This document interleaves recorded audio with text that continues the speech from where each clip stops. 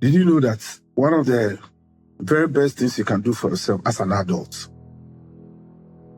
is to let things be, to leave things alone? People, situations, relationships, just leave it alone. You know, some endings come so loud, even louder than the Big Bang. Voices will rise more than acceptable decibels, and doors will slam in your face. Some goodbyes come with so much clarity that at least you get to understand what really happened. And then some also come quietly, so quiet that you only get to be engulfed with an eerie silence before you realize that these people are gone. Perhaps that is how come the word closure was birthed.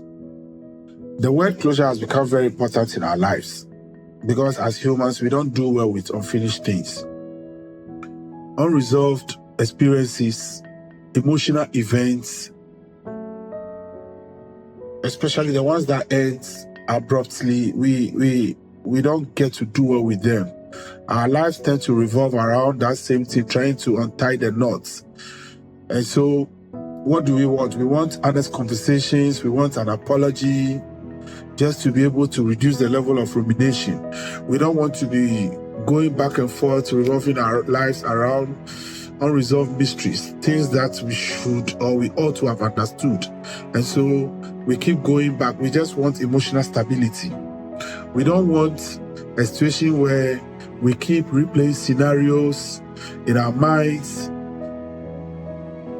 So what do we resort to? We want closure. That is how come it has become part of our lexicon, very important in our lives. But does that closure really give us closure?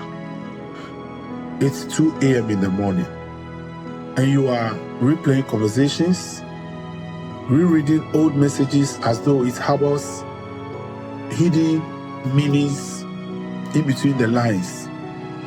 You are refreshing timelines, checking last days statuses, all in a bid to reconstruct moments, no matter how blurry they have become.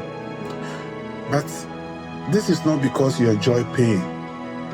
It's because the mind is trying to complete a sentence or a story that ended without its permission.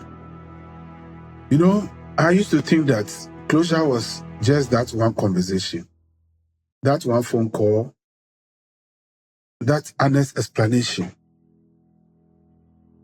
An instance where somebody gets to say, hey, this has nothing to do with you. This is why I left. This is why I cheated on you.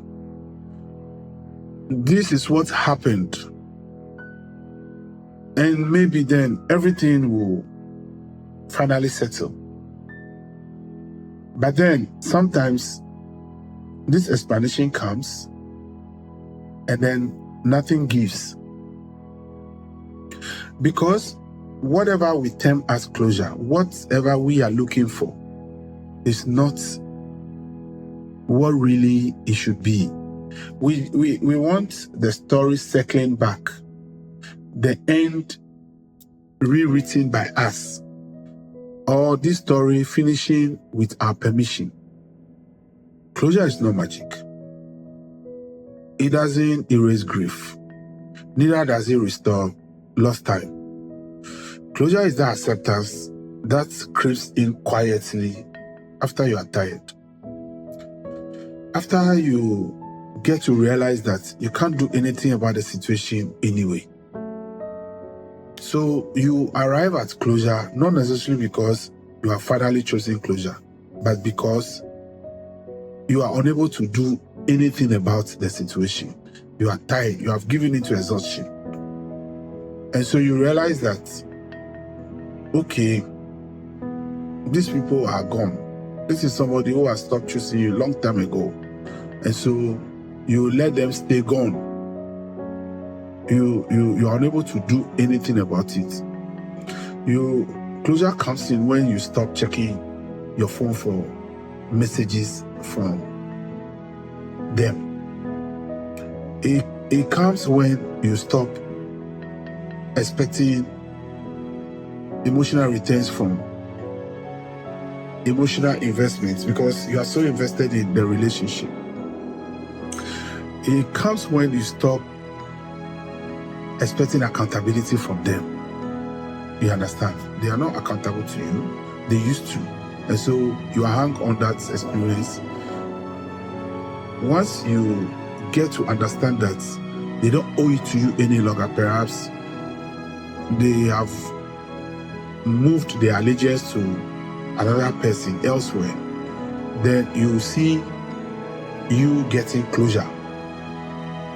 Closure is not necessarily you having a conversation with people who stopped choosing you a long time ago. Closure comes in when you realize you've not played back any memory of them in a long while.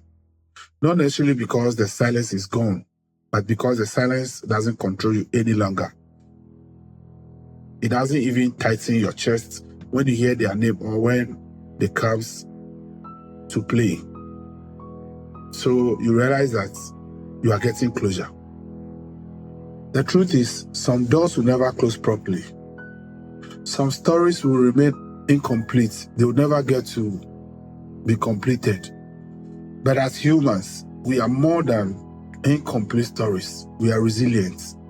We learn, we adapt, and we move. After a while, you realize that you have stopped standing at doors that will not open any longer. And eventually, that in itself will become the closure you've been looking for. Not waiting on people to have one honest conversation or explanation or apologies or that one stroll in the park. The fact that you come to a resolution that I may never fully understand this, but the chapter is closed, becomes the closure that you are looking for. Closure comes from,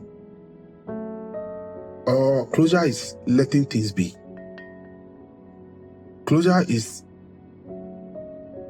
stopping to find answers to unresolved experiences, things you don't understand. It's not everything you have to understand. Sometimes all you have to do is grieve properly and move on. And tell yourself that I may never fully understand this, but it's done. I'm letting it be. And that's the only time you get the closure you have been looking for all this while.